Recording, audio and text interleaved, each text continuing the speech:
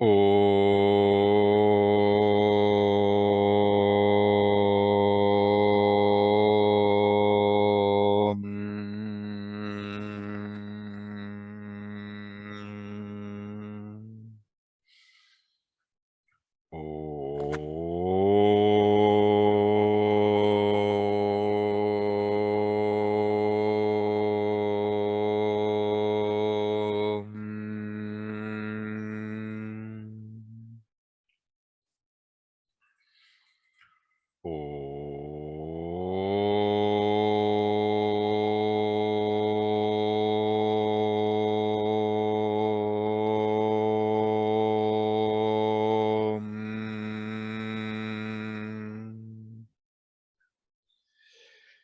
श्री गणेशाय नमः। श्री सरस्वत्यै नमः। श्री गुरुभ्यो नमः। श्रुतिस्मृतिपुराणानाम् आलयं करुणालयं नमामि भगवत्पाद शङ्करं लोकशङ्करं। शङ्करं शङ्कराचार्यं केशवं बादरायणं सूत्रभाष्यकृतौ वन्दे भगवन्तौ पुनः पुनः। ईश्वरो गुरुरात्मेति मूर्तिभेदविभागिने व्योमवद्व्याप्तदेहाय दक्षिणामूर्तये नमः।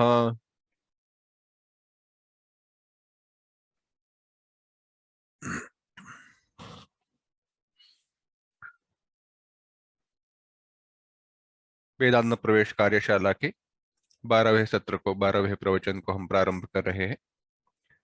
अभी तक हमने जो भी विचार किया उसमें जीव, ईश्वर, इन दोनों का विचार किया, सृष्टि का विचार किया, माया का विचार किया। अब वेदांत का जो मुख्य विषय जीव ब्रह्म ऐक्य, माफ करना,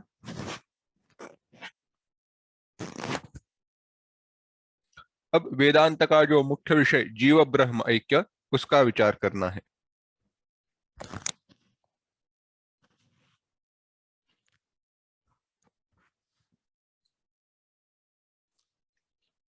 तो जीव ब्रह्म ऐक्य कौन बताता है, यह प्रश्न है। पिछली कक्षा के अंत में हमने उसका उपोद्घात किया था, उसे शुरुआत की थी, फिर से दोहराते हैं और देखते हैं। हमने कहा हमें महावाक्य का विचार करना है। महावाक्य का विचार करना है जब हम कहते हैं तो शुरुआत कहां से होती है? पहला प्रश्न आता है, महावाक्य किसे कहते हैं? महावाक्य किसे कहते हैं? महावाक्य का परिणाम क्या है? महावाक्य का प्रयोजन क्या है? तो वेदों में कई सारे वाक्य बताए गए, उन्हें अवांतर वाक्य और महावाक्य ऐसे दो बताए जाते हैं। अवांतर वाक्य और महावाक्य। किसे अवांतर वाक्य कहना चाहिए और किसे महावाक्य कहना चाहिए, इसके बारे में कहा गया जो वाक्य जीव ब्रह्म ऐक्य का प्रतिपादन करते हैं, जो वाक्य अखंडार्थ बोधक होते हैं,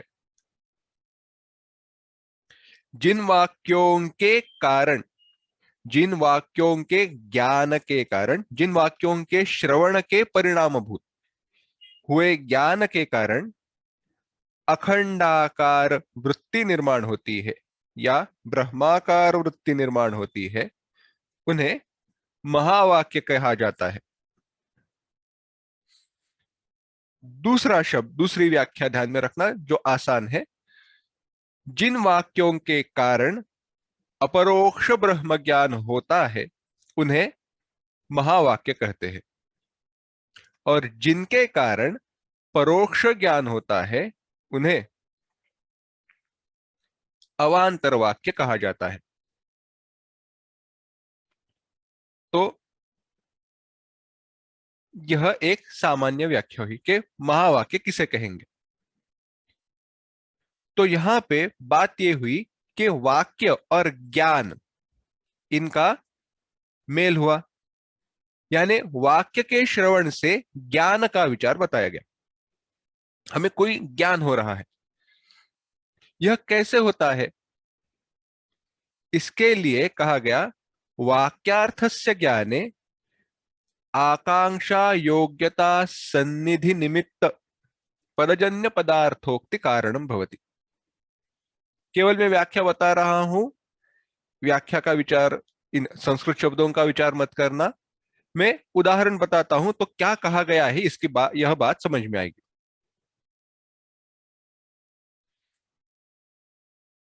रावण का रावण ने सीता का अपहरण किया, इसीलिए प्रभु श्री राम जी ने उसका वध किया। रावण ने सीता का अपहरण किया, इसीलिए दंड देने के लिए प्रभु श्री राम जी ने उसका वध किया। एक सामान्य वाक्य है। वाक्य सुनकर हमें ज्ञान हुआ, क्या हुआ है वह सब हमें समझ में आया। परंतु वह क्यों समझ में आया, इसका कारण यह है कि वाक्य में हर एक जो पद है उसका एक दूसरे के साथ कोई संबंध है। रावण, राम, सीता, अपहरण, हर एक का कोई ना कोई दूसरे पद से संबंध है। उस संबंध के कारण कोई अर्थ स्फुरित होता है, प्रकट होता है, और उसके कारण वाक्य का हमें ज्ञान होता है।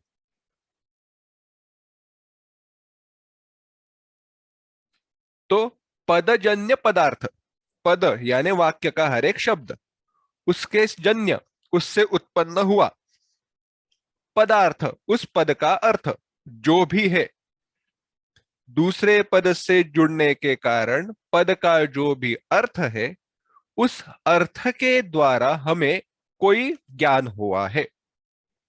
इसी प्रकार से महावाक्यों में जो शब्द है उनके द्वारा हमें ज्ञान होता है। अब इस ज्ञान का परिणाम क्या होता है? यह ज्ञान सभी को नहीं होता। बाकी यह भी एक विचार है कि यह ज्ञान किसे होगा?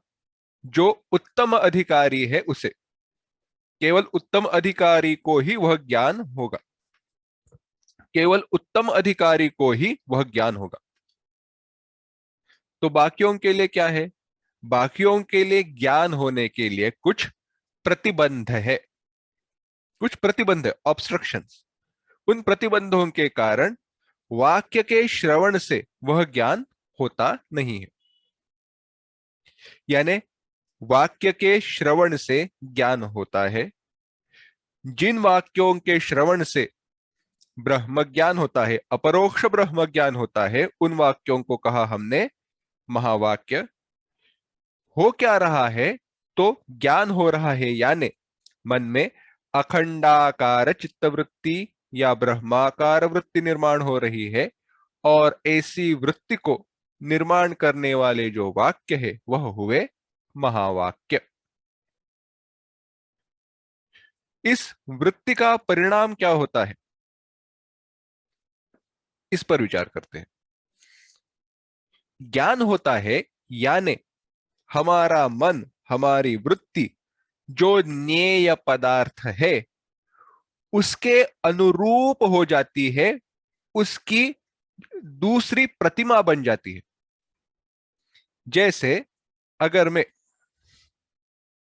हाथ में यह पेन लूं, अब यह जो पेन है, यह पेन आपको दिख रहा है या मैं आपको दिख रहा हूं। क्यों?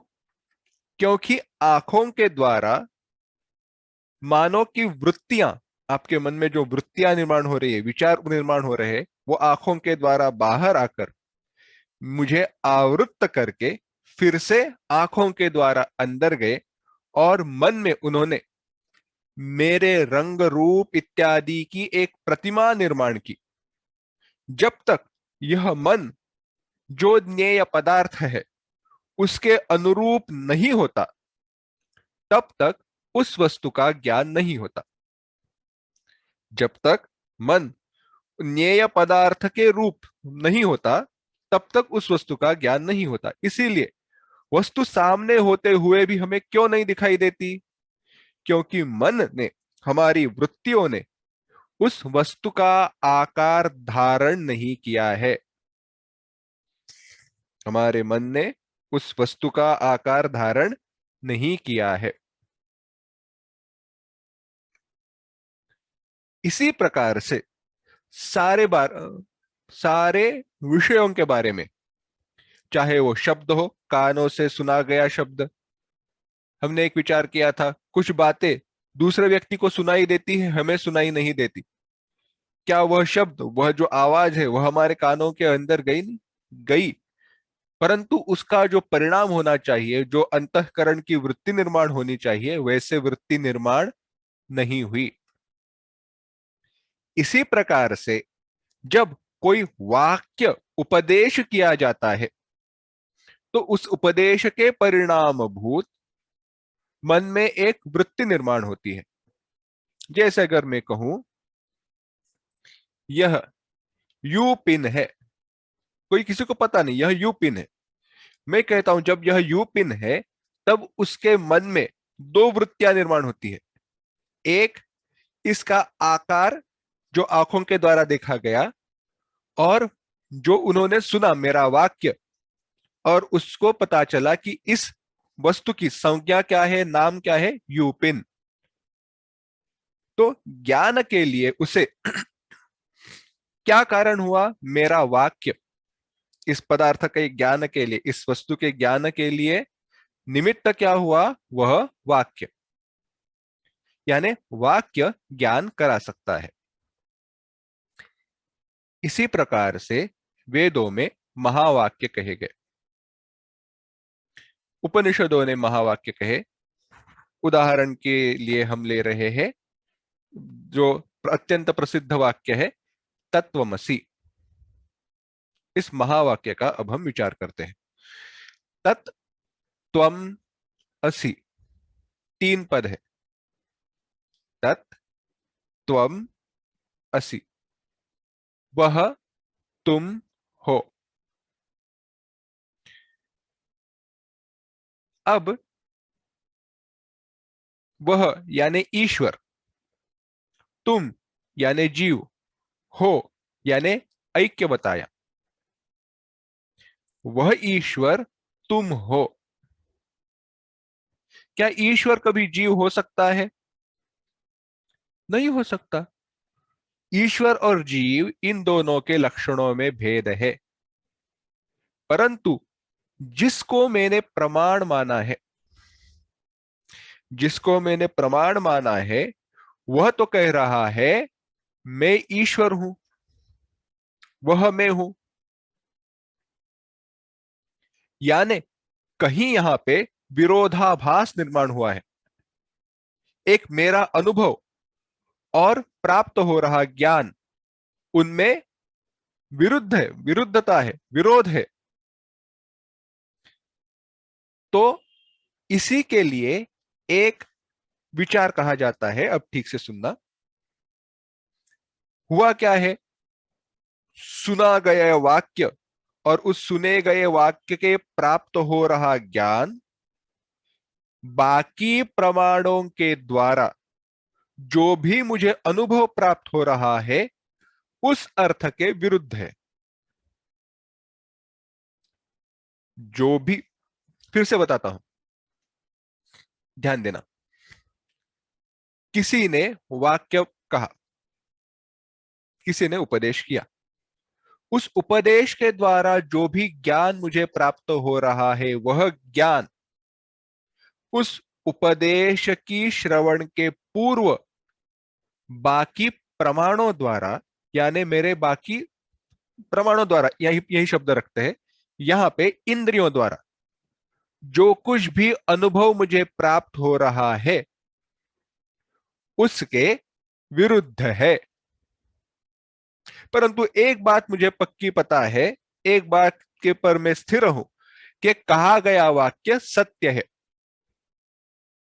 कहा गया वाक्य सत्य है, उसमें झूठ का, असत्य का लेश भी नहीं है। तो अब उस वाक्य को कैसे समझे, प्रश्न उपस्थित हुआ। क्योंकि वाक्य तो सही नहीं है, वाक्य ने कही बात मेरे अनुभवों के विरुद्ध है, तो उस वाक्य का अर्थ कैसे किया जाए। इसीलिए कहा दूसरे शब्दों में इसी बात को कह रहा हूं, मुख्यार्थ का बाध होने पर, मुख्यार्थ का बाध होने पर उससे युक्त अर्थांतर का ग्रहण जिस शक्ति से होता है उसे लक्षणा कहते हैं। और जो अर्थांतर गृहीत है, जो अर्थांतर गृहीत है वह लक्ष्यार्थ कहा जाता है। मुख्यार्थ का बाध होने पर वाक्य कहा गया वह तुम हो। मुख्यार्थ क्या है?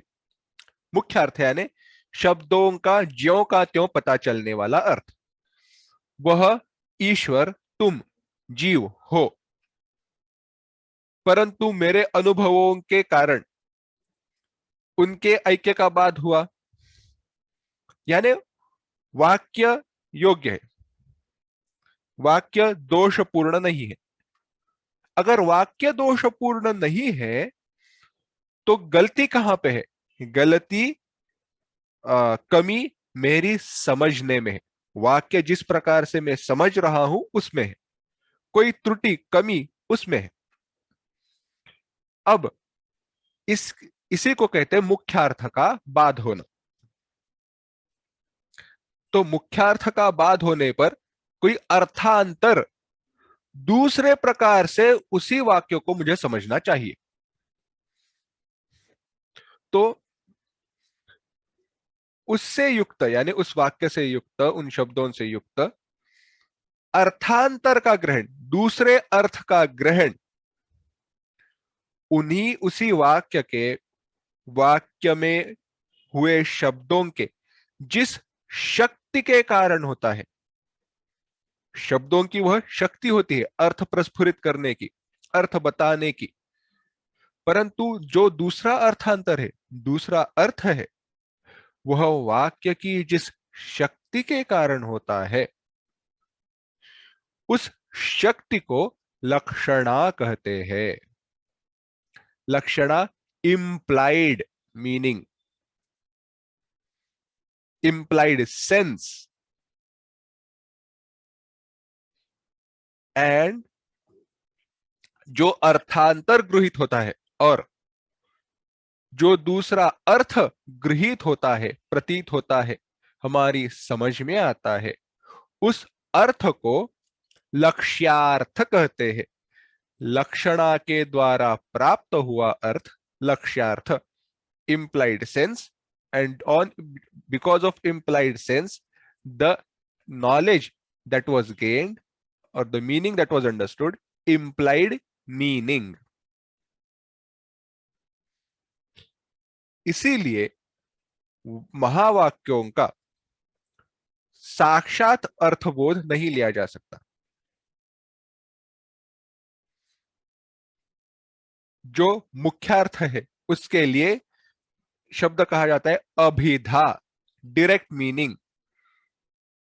जैसा वाक्य है वैसे अर्थ समझ में आया, वैसा अनुभव है, बात समाप्त हुई। चीनी मीठी है, अग्नि उष्ण है, दूसरा विचार करने की आवश्यकता नहीं है। दूसरा विचार करने की कोई आवश्यकता नहीं है। क्यों करें? क्योंकि जैसे है वैसे मेरा जो अनुभव है, चीनी मीठी है, शक्कर तो मीठी होनी ही है, तो उसमें मुझे कोई दूसरा विचार करने की आवश्यकता नहीं है। जैसा वाक्य वैसा अर्थ, डायरेक्ट मीनिंग। परंतु अगर मैं कहूं बड़ा मीठा है, किसी व्यक्ति को कहूं, यानी क्या? वह व्यक्ति बड़ी सुंदर है, मुझे स्वभाव उसका बड़ा सुंदर है। उसको मैंने खाकर नहीं देखा है, उस व्यक्ति को चख कर नहीं देखा है, तो यह हुआ लक्ष्यार्थ। यानी मैंने मुख्यार्थ का बाध किया, बाजू में रखा और दूसरे अर्थांतर का ग्रहण किया। इसी प्रकार से जब कहा गया तत्त्वमसि वह तुम हो, मुख्य अर्थ का बाध हो जाने पर अर्थांतर का ग्रहण करने के लिए लक्षणा की लक्ष्यार्थ किया गया, लक्षणा शक्ति का उपयोग किया गया, परंतु वह तीन प्रकार की है। एक है जहल लक्षणा, एक है अजहल लक्षणा, और तीसरी है जहद जहल लक्षणा। अगर मैं एक एक उदाहरण देता हूं, ज्यादा विस्तार नहीं करूंगा, उदाहरण काफी है। जहल लक्षणा, जहल लक्षणा यानी एक अर्थ का अंग का त्याग करना है।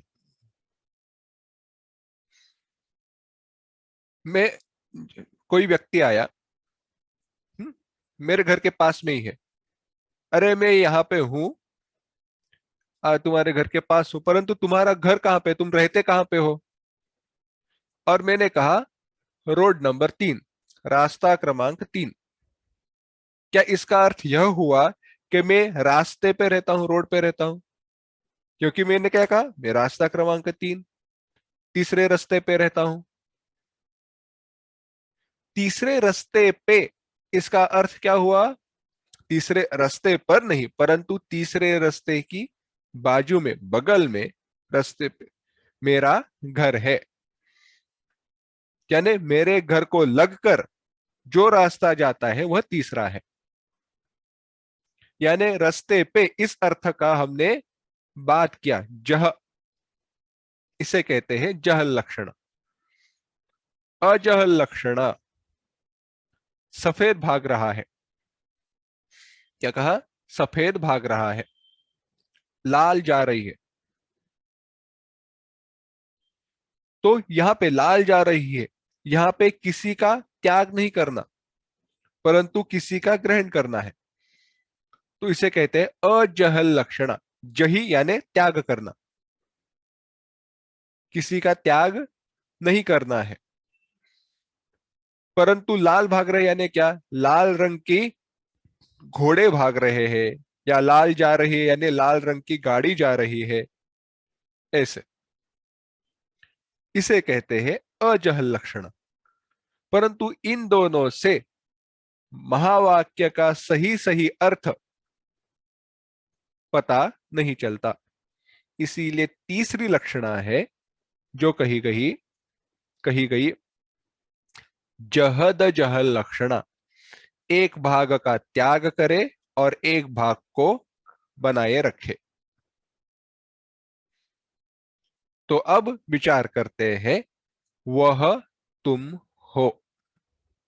वह यानी ईश्वर, तुम यानी जीव। ईश्वर, इस शब्द से हमें क्या ज्ञात होता है? ईश्वर में क्या क्या है? ईश्वर यानी चैतन्य और उसकी माया उपाधि। सारा हमने बाध किया, उल्टे चले गए, अपवाद करते गए। चैतन्य और माया उपाधि। जीव, जीव कौन है? चैतन्य या ब्रह्म और व्यष्टि अविद्या उपाधि। अब संपूर्ण का बात नहीं करना है। वह, इस शब्द का हमें अर्थ क्या पता चला? चैतन्य, माया उपहित चैतन्य, माया उपाधि से युक्त चैतन्य। तुम, अविद्या उपाधि से युक्त चैतन्य। इसमें त्याज्य क्या है? किसका त्याग कर सकते हैं, किसका बाध होता है? माया उपाधि से युक्त और अविद्या उपाधि से युक्त, क्योंकि मैं इनमें से, दोनों में से कुछ भी नहीं हूं। अविद्या उपाधि या माया उपाधि कैसी है? अध्यस्त है ना, मिथ्या है। इसीलिए मैंने उनका बाध किया, त्याग किया। उनको निकाल दिया। परंतु वाक्य में से हमने क्या रखा? चैतन्य को रखा। जो चैतन्यांश है उसको वैसे ही रखा। तो वह वह तुम हो। इसमें क्या हुआ? चैतन्य चैतन्य तुम हो,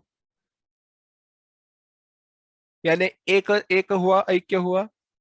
हाँ, तो ऐक्य में कोई भी दोष हुआ नहीं। अब ऐक्य सिद्ध हो जाता है कि जो ईश्वर उपाधि से युक्त जो चैतन्य है, वही चैतन्य तुम जीव उपाधि से युक्त हो। यानी तुम क्या हो? तुम वही चेतन हो जो सभी जगह पर व्याप्त है, व्यापक है। तुम ब्रह्म हो। यह हुआ महावाक्य का अर्थ। अत्यंत संक्षेप में है, परंतु यही संपूर्ण चर्चा का, विचारों का तात्पर्य है। फिर से एक बार विचार करते हैं क्या हुआ। तत् त्वम असि, वह तुम हो। वह ईश्वर में कैसे हो सकता हूं? तो कहा ईश्वर माया उपाधि से युक्त चैतन्य है और तुम जीव उपाधि से युक्त चैतन्य हो। उपाधि का त्याग करो, बाध करो, क्योंकि वह मिथ्या है।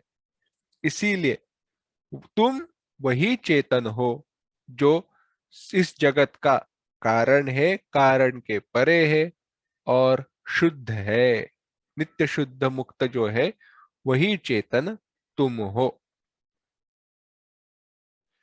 परंतु दुविधा यह है, महावाक्य का श्रवण किया, इतनी बार कहा, सुना, परंतु हम मुक्त नहीं हुए। क्यों नहीं हुए? कारण प्रतिबंध है। तो प्रतिबंधों का विचार करते हैं।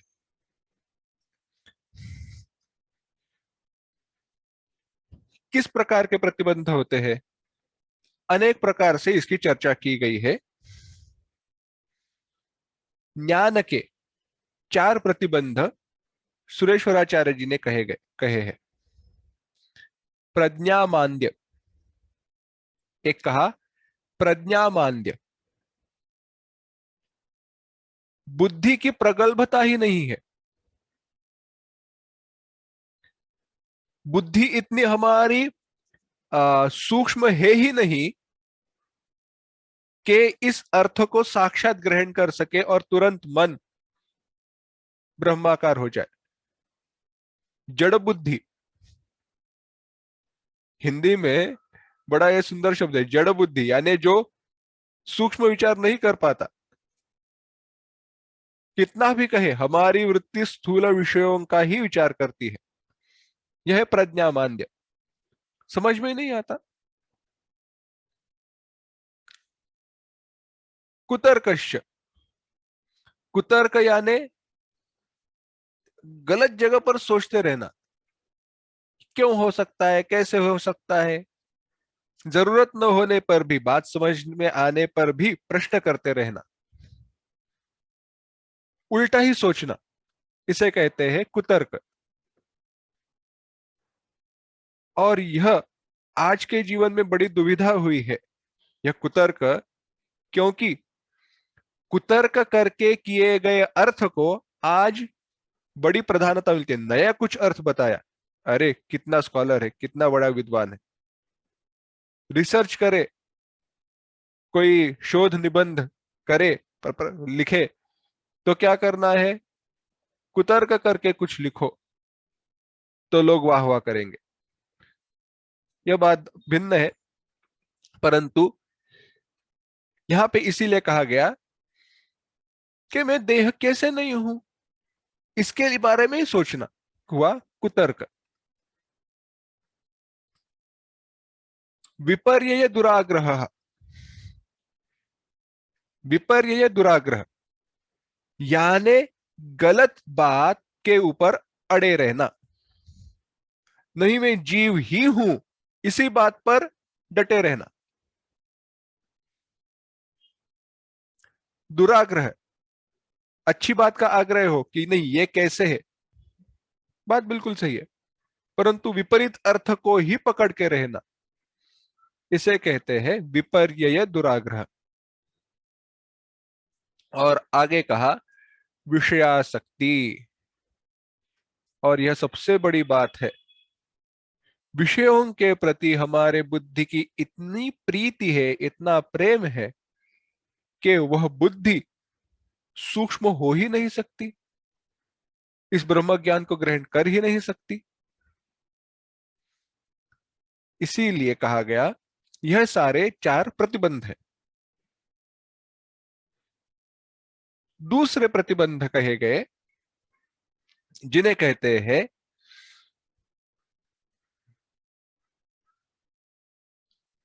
प्रमाण में हुई अश्रद्धा, प्रमेय में हुई अश्रद्धा, प्रमाणगत, प्रमेयगत और बुद्धिगत।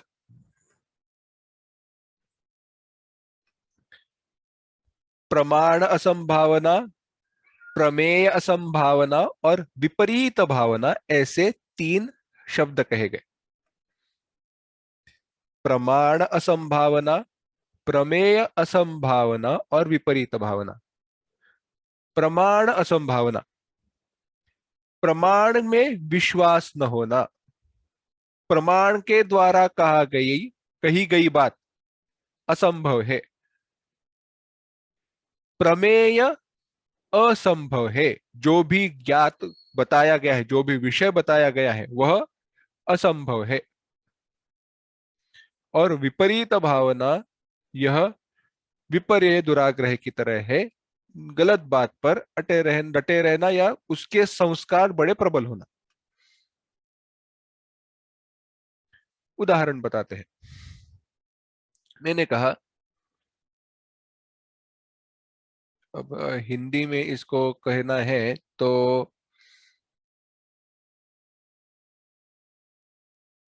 चलो समझे से, उसने 50 लाड़ू खाए, 50 लड्डू खाए, उसने 50 लड्डू खाए। अब प्रश्न प्रश्न उपस्थित हुआ कि 50 कहा या 25 कहा, वाक्य का कहा पढ़ा गया है, वाक्य क्या कहा गया है, उसने 50 लड्डू खाए। अब आपके मन में संशय निर्माण हुआ, कोई व्यक्ति 50 लड्डू कैसे खा सकता है और खाकर जिंदा कैसे रह सकता है। तो आपने पूछा क्या कहा, यानी जो आपने सुना कानों के द्वारा, कान श्रवण सुनने के लिए, वाक्य सुनने के लिए प्रमाण हुए, तो जो कानों के द्वारा सुना उस पर आपका विश्वास नहीं है, इसीलिए प्रमाण के ऊपर विश्वास न होना, प्रमाण के द्वारा कही गई बात पर विश्वास न होना, इसे कहते हैं प्रमाण असंभावना। इसलिए आपने क्या कहा, आपने फिर से सुनने की इच्छा की, फिर से सुनने का प्रयास किया, प्रयत्न किया, यह प्रमाण असंभावना के ऊपर उत्तर है। वेदांत के साथ, महावाक्य के साथ इसको हम बाद में जोड़ेंगे, पहले यह उदाहरण देखते हैं। तो उसने फिर से कहा, उसने 50 लड्डू खाए, तो आपने सुना 50, ठीक है, यानी आपका विश्वास हुआ कि मैंने जो सुनी हुई बात है वह सत्य है। परंतु प्रश्न उपस्थित होता है, 50 लड्डू कैसे खाए होंगे उसने। तब बताया जाता है कि उसने 50 लड्डू खाए पर एक बार नहीं खाए हैं, 10 दिन में, 30 दिन में खाए हैं, या लड्डू का आकार छोटा है, बातों के साथ समझाया जाता है। एक दिन में भी खाए हो, चलो एक दिन में, एक बार में उसने 50 लड्डू खाए, इसी को बात तो समझाया गया, उसने एक बार में 50 लड्डू कैसे खाए, और फिर भी जिंदा कैसे है, दवा कैसे ली वगैरह। तो हुआ क्या, आपने उसके उस बात के ऊपर चिंतन किया, मनन किया कि कैसे हुआ, क्यों, जो भी उसके बारे में आपके मन में शंकाएं थी, जो भी आपके उस वाक्य की ज्ञान के बारे में आपके मन में प्रश्न थे, उनका उत्तर ढूंढा। और यह निश्चय हुआ बार बार सोचने के बाद कि हाँ, उसने 50 लड्डू खाए। परंतु फिर भी कठिनाई यह है, पहले तो आपने कभी 50 लड्डू खाते हुए किसी व्यक्ति को देखा नहीं है, आप स्वयं 5 लड्डू के ऊपर खाते नहीं हो। तो प्रश्न उपस्थित होता है कि कोई 50 लड्डू इतने ज्यादा मुझसे कैसे खाए। यानी मन मानने के लिए तैयार नहीं है। वास्तव में आपने निश्चित किया है अर्थ, क्या उसने 50 लड्डू खाए हैं, परंतु मन पूर्व संस्कारों के कारण निश्चित किए हुए अर्थ को मानने के लिए तैयार नहीं है। तो क्या करना पड़ेगा, मन को वह बार बार दोहरा के बताना पड़ेगा। इसी को कहते हैं श्रवण मनन निदिध्यासन। महावाक्य एक बार हमने सुना, महावाक्य सुना, क्या वह तुम हो। पहला प्रश्न उपस्थित होता है कैसे, क्या कहा। यानी प्रमाण के बारे में हमारे मन में विश्वास नहीं है। शायद एक उपनिषद में कहा है ऐसी बात, परंतु दूसरे उपनिषद में ऐसे नहीं कहा हो, कुछ और कहा हो। तो क्या करना पड़ेगा, अगर कही गए वाक्य के बारे में संदेह है, कि मन में प्रश्न है, ऐक्य नहीं कहा है, दूसरा कुछ कहा रहेगा, तो क्या करे, बार बार श्रवण करे। बार बार श्रवण करना चाहिए, जितने भी प्रकार से बताया हो उतने सारे प्रकारों से श्रवण करना चाहिए। किसका, जहां पर भी ऐक्य का बोध कराया हो उसका। तो श्रवण के द्वारा वेदांत का तात्पर्य ब्रह्म आत्म ऐक्य में ही है, यह निश्चय हो जाएगा, महावाक्य में ही है, यह हो जाएगा। परंतु महावाक्य की कही बात समझने में कठिन है, विश्वास रखने के लिए बड़ी कठिन है। तो क्या करे, मनन किया जाए। मनन करे यानी क्या करे, पंचकोश, 3 अवस्था, इनका विवेक। उदाहरण बताते हैं, मैं कौन हूं, चिंतन करो। ना मैं ये शरीर नहीं हूं। मैं ये शरीर नहीं हूं क्योंकि शरीर का बाध हो जाता है, स्वप्नावस्था में यह शरीर नहीं रहता, तो मैं ये शरीर नहीं हूं। परंतु स्वप्नावस्था का अभिमानी मैं हूं। स्वप्नावस्था भी बाद स्वप्नावस्था का भी बाध हो जाता है, सूक्ष्म शरीर का बाध हो जाता है। यानी मैं सूक्ष्म शरीर भी नहीं हूं, मैं कारण भी नहीं हूं। पंचकोशों के द्वारा विचार कीजिए, यह कोश में नहीं हूं, इन सब का साक्षी में हूं। यह जो है वो बार बार मन में दोहराना कि मैं जीव नहीं, मैं ब्रह्म कैसे हूं, वह चेतन में हूं, और बाकी सब अध्यस्त है। अब अध्यस्त कैसे है, तो उदाहरण ले लो। अध्यस्त क्या है, सुपर इम्पोजिशन, अध्यास क्या है, जिसका बाध होता है वह मिथ्या कैसे है।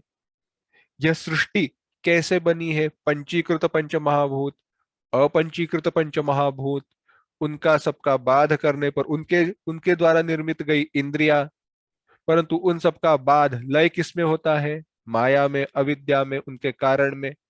परंतु वह स्वयं आरोपित है, ब्रह्म में उसने आश्रय लिया है। इसका तात्पर्य यह है, यह जो कुछ भी मुझे अनुभव हो रहा है वह माया का कार्य है, वह स्वप्न की तरह भासमान है। उसका अपना स्वतंत्र ब्रह्म से भिन्न अस्तित्व नहीं है। व्यावहारिक दशा में उसका उतना ही सत्य है, सत्यत्व है, वो उतना ही सत्य है जितना कि मेरा अहंकार सत्य है, मेरा अज्ञान सत्य है। जब तक मैं अज्ञानी हूं तब तक यह संपूर्ण विश्व सत्य है, जब तक मेरा प्रारब्ध कर्म है यह सब कुछ सत्य है इत्यादि। यह सारा जो मनन है, उस मनन के द्वारा जो ब्रह्म आत्म ऐक्य इस अर्थ को बताया है उसी को निश्चित किया जाता है। अब निश्चय पूरा हुआ है, मैं ब्रह्म हूं, इसके बारे में कोई भी संशय नहीं है, कोई भी संशय नहीं, थोड़ा भी। परंतु बात यह है, जितने सालों की, इतने जन्मों की जो मैं देह हूं, यह बुद्धि है और जगत सत्य है, यह बुद्धि है, वह दूर नहीं होती। क्योंकि जो मैंने बुद्धि पूर्वक निश्चय किया है वह मेरे व्यवहार में, आचरण में आना चाहिए। वह आचरण में क्यों नहीं आ रहा? पूर्व संस्कार। अब वह संस्कार इस ज्ञान को रोक रहे हैं, यह ज्ञान हो नहीं रहा। तो वह ज्ञान कैसे हो? इन संस्कारों को दूर हटाना पड़ेगा। इन संस्कारों को दूर कैसे हटाए? नए संस्कार निर्माण करने होंगे।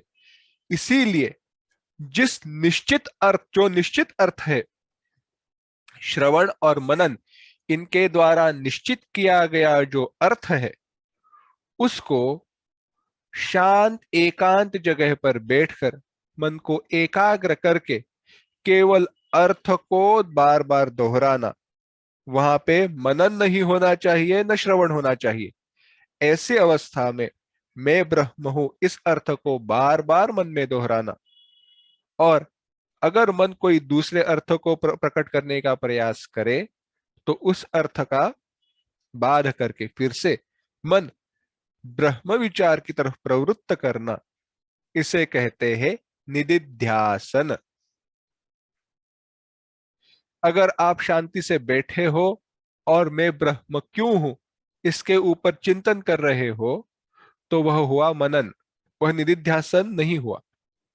परंतु कोई बात नहीं, ऐसे भी मनन किया तो भी चलेगा।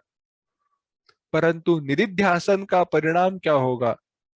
निदिध्यासन के कारण हमारी जो वासनाएं है, विषयासक्ति है, वह सारे संस्कार धीरे धीरे दूर होते जाएंगे।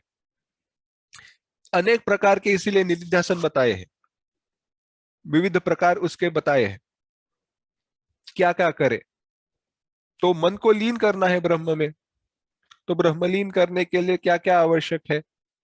अहम ब्रह्मास्मि, यह तो बार बार दोहराना है, परंतु उसके साथ हमारे अहंकार को अपने मन में, अपने स्वरूप में उसका लय करना है। प्रक्रिया क्या है, मैं संक्षेप में बताता हूं। एक निदिध्यासन का प्रकार, यानी क्या करना है? शांति से केवल जो भी अपने विचार आ रहे हैं उनका निरीक्षण करो, केवल निरीक्षण करो, उनके ऊपर कोई प्रतिक्रिया जतानी नहीं है। अगर आप कोई भी विचार के ऊपर प्रतिक्रिया, कोई भी रिएक्शन क्रिएट करते हो, कोई जताते हो, तो नया विचार उत्पन्न होता है। जो भी विचार आ रहा है आने दो, चले जाने दो, आया चला गया। अब हो क्या रहा है? नए विचारों के लिए कोई पूर्व विचार ही नहीं बचा। यानी धीरे धीरे धीरे धीरे उन विचारों का वेग कम होते जा रहा है। अब ध्यान विचारों पर नहीं, परंतु विचारों का निरीक्षण करने वाला जो मैं है उसकी तरफ बढ़ाना है। और ध्यान में रखना है कि वह जो निरीक्षण कर रहा है वह ब्रह्म है, वह मैं ब्रह्म हूं। यह विचार, यह साक्षी, यह विचार, यह अहंकार में नहीं हूं। ऐसे करते करते करते जब हमारा मन सूक्ष्म होते जाता है, सूक्ष्म अर्थ की ग्रहण के लिए तैयार हो जाता है, तब होगा क्या? महावाक्य के श्रवण में, महावाक्य की श्रवण के द्वारा जो अर्थ ज्ञात हुआ था, क्या? मैं ब्रह्म हूं, उस ज्ञान के लिए जो भी प्राप्त प्रतिबंध थे, वह सारे प्रतिबंध दूर हो जाएंगे, निकल जाएंगे, और परिणाम भूत ब्रह्म, अपरोक्ष ब्रह्म साक्षात्कार होगा। इस अवस्था में होता क्या है? एक बड़ी सुंदर व्याख्या ब्रह्माकार वृत्ति की बताई। ब्रह्म ज्ञान के लिए ब्रह्माकार वृत्ति का होना आवश्यक है। वृत्ति ब्रह्माकार होती है यानी क्या है? एक बड़ी सुंदर व्याख्या बताई। मन निर्विषय हो जाना। मन निर्विषय, और जब निर्विषय कहते हैं तो अज्ञान रहित भी, क्योंकि सुषुप्ति अवस्था में भी मन विषय रहित है, परंतु अज्ञान से रहित नहीं। इसीलिए मन का विषय रहित हो जाना और कोई भी विशेष रूप की वृत्ति निर्माण न होना, क्योंकि ब्रह्म का आकार क्या है? ब्रह्म निर्विकार है, निराकार है, उसका कोई आकार नहीं, रंग नहीं, रूप नहीं। इसी प्रकार की वृत्ति हो जाना, इसी को कहते हैं ब्रह्माकार वृत्ति। और इसका एक अखंड आज्य धारा, यानी आप घी, पिघला हुआ घी या तेल जब आप किसी वस्तु में डालते हो या भरते हो, तो उसकी जो धारा है, घी की धारा है, तेल की धारा है, वो अखंड रहती है। उसमें कभी ऐसे नहीं देखा है बूंद बूंद बूंद बूंद आए हैं। एक से दूसरा जुड़ा है। मैं ब्रह्म हूं, मैं ब्रह्म हूं, मैं ब्रह्म हूं, ब्रह्म ब्रह्म ब्रह्म ब्रह्म ब्रह्म, केवल वही विचार। अभी कैसे होता है? 100 विचारों में से एक विचार रहता है मैं ब्रह्म हूं, बाकी सारे विचार विषयों के रहते हैं। केवल रूपक बता रहा हूं, ऐसे नहीं सोचना कि गिनना है विचारों को, ऐसे नहीं है, रूपक है। 100 में से एक विचार रहेगा मैं ब्रह्म हूं। निधिध्यासन की कारण होगा क्या? यह विचार नित्य हो जाएंगे, और ऐसी वृत्ति जो हमारा अज्ञान है उसका नाश करके स्वयं, क्योंकि अब उसका अस्तित्व नहीं रहा, क्योंकि वह ब्रह्मरूप हो गई, और ब्रह्मरूप हो गई यानी वृत्ति इस दृष्टि से उसका अर्थ न रहने के कारण वह स्वयं भी समाप्त हो जाती है। अब मेरा प्रश्न है, यह वृत्ति उत्पन्न होने के लिए कारण क्या है? श्रवण, मनन या निदिध्यासन? अगर निदिध्यासन लगे तो निदिध्यासन साक्षात कारण नहीं है। वृत्ति उत्पन्न होने के लिए जो ज्ञान आवश्यक था वह ज्ञान तो श्रवण में ही हुआ है। मनन और निदिध्यासन ने क्या किया है? मनन और निदिध्यासन ने प्रतिबंधों को दूर किया है, बाकी कुछ नहीं। तो मनन और निदिध्यासन के द्वारा जो साधन चतुष्टय था उसको हम बढ़ाते हैं। अधिकार की प्राप्ति के लिए श्रवण, मनन और निदिध्यासन है, परंतु जो ज्ञान है, क्योंकि निदिध्यासन ज्ञान का साधन नहीं है, समाधि ज्ञान का साधन नहीं है। समाधि का अभ्यास तो मन की शुद्धि के लिए है। मन अत्यंत अनुकूल बनाता है ब्रह्म ज्ञान के लिए, परंतु ज्ञान होगा तो वह श्रवण में ही होगा, क्योंकि समाधि में महावाक्य का श्रवण नहीं हो सकता। इसीलिए सिद्धांत कहा गया, महावाक्य की श्रवण से ही ब्रह्म ज्ञान होता है, परंतु ब्रह्म ज्ञान अगर नहीं हो महावाक्य के श्रवण के बाद भी, तो क्या करना चाहिए? प्रतिबंधों का निराकरण करने के लिए मनन और निधिध्यासन करते रहना चाहिए। इसी प्रकार से हम सभी को अगर इस महावाक्य का ज्ञान, अपरोक्ष ब्रह्म ज्ञान में कहूं, प्राप्त करना है, तो एक बार तो महावाक्य का श्रवण हुआ है, पर यहीं पे हुआ है ऐसे नहीं, पहले भी बहुत जगह पर सुना है महावाक्य। परंतु अगर वह ज्ञान होना है तो हमें मनन और निधिध्यासन करते रहना चाहिए। और इस मनन और निधिध्यासन के फलस्वरूप हम सब जल्द से जल्द, मैं तो कहूं इसी जन्म में, ब्रह्म ज्ञानी हो जाए, ऐसी प्रार्थना मैं भगवान के चरणों में करता हूं और मेरे वाणी को विराम देता हूं। इस कार्यशाला में अब तक जो भी विषयों का हमने चिंतन किया है, उसका एक बार संपूर्ण पूर्वावलोकन अगले यानी शुक्रवार के पाठ में करेंगे। आपको अगर कोई भी प्रश्न हो इससे जुड़े हुए, उन प्रश्नों को लिख लेना, लिखना, निकाल कर रखना, हो सके तो पहले ही मुझे भेज देना व्हाट्सएप पे। उन सारे प्रश्नों का, सवालों का निराकरण करने का हम प्रयास करेंगे। परंतु जो एक शिक्षा का विचार है, यानी जो भी विचारों को प्रकट करने का चिंतन का जो विषय है, उसकी यहाँ पे समाप्ति हुई है। फिर से एक बार मैं भगवान के चरणों में प्रार्थना करता हूँ, सुना हुआ विषय हमें ज्ञात हो, उसका जो फल है, जो जीवन मुक्ति है, वो मुक्तावस्था है, वह जल्द से जल्द इसी जन्म में हमें प्राप्त हो। जो कुछ भी मैंने कहा उसमें जो भी संयुक्तिक है, जो योग्य है, वह गुरु परंपरा का और भगवान की कृपा का परिणाम है। और कहते वक्त कोई दोषपूर्ण वाक्य आया हो या कहने में कोई दोष रहा हो, तो वह मेरे बुद्धि का है, ऐसे मैं मानता हूं।